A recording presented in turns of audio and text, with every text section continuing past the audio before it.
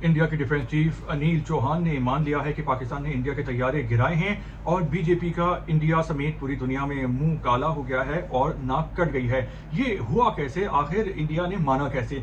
देखिए, इंडिया के defence chief हैं, जैसे हमारे यहाँ चीफ्स ऑफ जनरल स्टाफ होते हैं, तो वहाँ पर हैं डिफेंस चीफ अनिल चौहान साहब, और उन्होंने ब्लूमबर्ग को एक इंटरव्यू दिया है। सिंगापुर में वो मौजूद थे, तो उनसे ये सवाल किया गया कि क्या पाकिस्तान ने इंडिया के तैयारे गिराए हैं, तो उन्होंने मान लिया और कहा कि तैयारे गिरना इतना अहम नहीं होता, अहम ये होता है कि तैयारे कैसे और क्यों गिरे हैं। तो वही बात यह है कि तैयारे गिरना अहम नहीं होता, तैयारे गिरना बहुत अहम होता है, क्योंकि जब तैयारे गिरते हैं तो जिस मुल्क के तैयारे गिरते हैं उसका नुकसान होता है, और जब नुकसान होता है तो इसमें बेइज्जती भी होती है, मोरल भी डाउन होता है। और तैयारे क्यों गिरे हैं, तो इसका जवाब तो मैं भी आपको दे सकता हूं कि आपने पाकिस्तान से पंगा लेने की कोशिश की, पाकिस्तान पे बदमाशी करने की कोशिश की, लेकिन पाकिस्तान की फौज और अवाम आपसे ज्यादा तगड़े हैं, बहादुर हैं, प्रोफेशनल हैं, डिसिप्लिन हैं, और पाकिस्तान ने अपना दिफा किया और इंडिया को सबक सिखा दिया, जिनमें तारे दिखा दिए, छठी का दूध याद करवा दिया और छक्के छुड़ा दिए।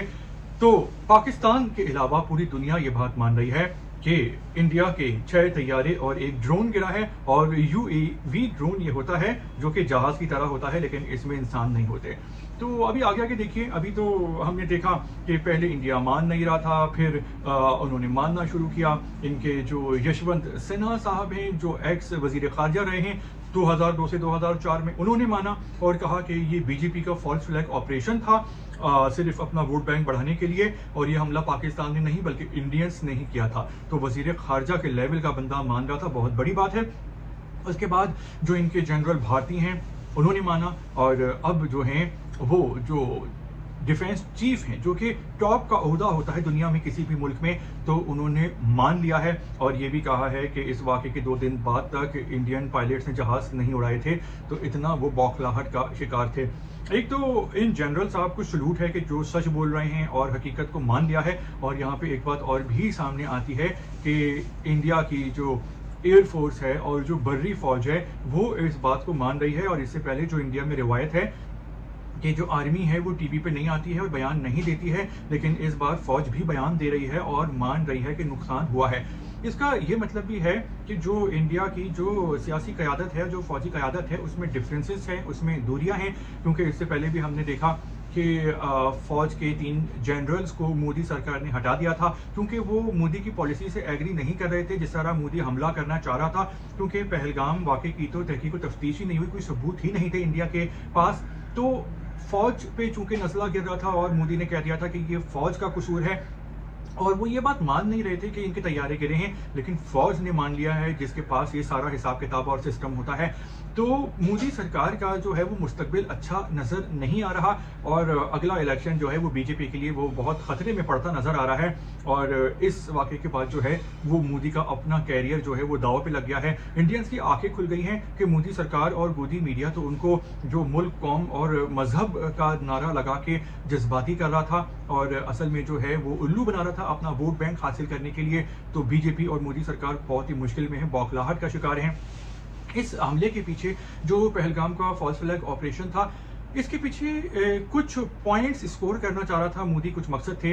एक तो एक नया नॉर्मल बना दे कि हम जब दिल चाहे पाकिस्तान पे इल्ज़ाम लगा के बगैर किसी सबूत के हमला कर सकते हैं, तो ये नया नॉर्मल बनाने में वो नाकाम हो गए। पाकिस्तान ने डिफेंस किया और मुक्का मारने वाले का हाथ तोड़ दिया, और इसके अलावा भी वो पाकिस्तान को तबाह बर्बाद करना चाहते हैं। और इसराइल जो है वो गाज़ा पे हमले कर रहा है, और इसराइल के साथ इंडिया के अलावा कोई नहीं है। यूरोप हो, अमेरिका हो, ऑस्ट्रेलिया हो, कनाडा हो, सब मजम्मत कर रहे हैं, लेकिन चूंकि इसराइल ताकतवर है तो वो फ़लस्तीनियों को मार रहा है।